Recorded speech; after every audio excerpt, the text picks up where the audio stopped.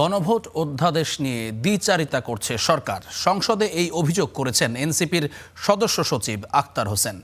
দাবি করেন, গণভোট অধ্যাদেশকে আইনে পরিণত করতে সাংবিধানিক কোনো বাধা নেই, এটা সরকারের সদিচ্ছার বিষয়। এ সময় বিরোধী দলের সমালোচনা করে আন্দালিব রহমান পার্থ বলেন, আওয়ামী লীগের মতো আচরণ করছে বিরোধী দল। ধন্যবাদ। সেই সাথে সংসদ অধিবেশন শুরুর পঞ্চম দিনের শেষ ভাগে জুলাই নিয়ে আলাদাভাবে 2 ঘন্টার আলোচনা। বিরোধী দলীয় নেতার নোটিশে পাওয়া এই আলোচনা শুরু করেন তিনি নিজেই। ওই ফেসিবাদ যাতে আর ফিরে না আসে, এই জন্যই জুলাইতে আকাঙ্ক্ষা তৈরি হয়েছিল যে দেশ একটা ন্যায্যতার ভিত্তিতে ন্যায় বিচারের উপরে একটা দেশ কায়েম হবে। এ সময় গণভোট নিয়ে সরকার দ্বিচারিতা করছে বলে অভিযোগ করেছেন এনসিপির সদস্য সচিব আক্তার হোসেন।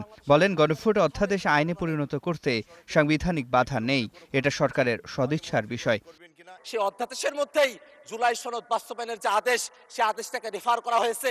আপনারা অধ্যাদেশটাকে এখানে রেফার করবেন, আবার অধ্যাদেশের মধ্যে যে আদেশের কথা বলা হয়েছে সেটাকে আপনারা বেমালুম চেপে যাবেন। এই ধরনের দ্বিচারিতা বাংলাদেশের সংসদে যদি আপনারা করেন, জনগণ আপনাদেরকে ছাড় দেবেন। মাননীয় স্পিকার, এ সময় বিরোধী দলের সমালোচনা করে আন্দালিব রহমান পার্থ বলেন, আওয়ামী লীগের মতো আচরণ করছে বিরোধী দল। জুলাই সনদের সকল পরিবর্তন আনা হবে এই সংবিধান সংস্কার কি বলে পরিষদ গঠনের মাধ্যমে, তাহলে তো পারপোজ হতো। তো সেটা আপনি করেন নাই।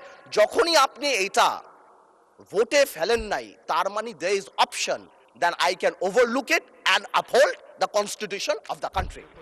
এর আগে যথারীতি প্রশ্ন উত্তর পর্ব দিয়ে শুরু হয় সংসদ অধিবেশন। এদিন কৃষি, পর্যটন ও মুক্তিযুদ্ধ বিষয়ে পরিকল্পনা তুলে ধরেন মন্ত্রীরা। কৃষিমন্ত্রী বলেন, দেশে সারের সংকট নেই, আর মুক্তিযুদ্ধ বিষয়ক মন্ত্রী বলেন, ভুয়া মুক্তিযোদ্ধাদের বিরুদ্ধে ব্যবস্থা নেওয়া হবে শিগগিরই।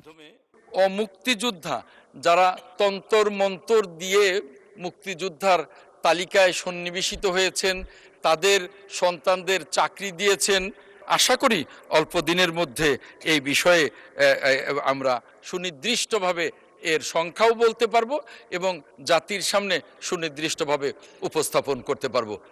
এদিন পরিবেশ রক্ষায় সরকারের উদ্যোগের কথাও তুলে ধরা হয় সংসদে। যত পরিমাণ কাজ হবে এটা সিফাত শাহরিয়ার, স্টার নিউজ, ঢাকা।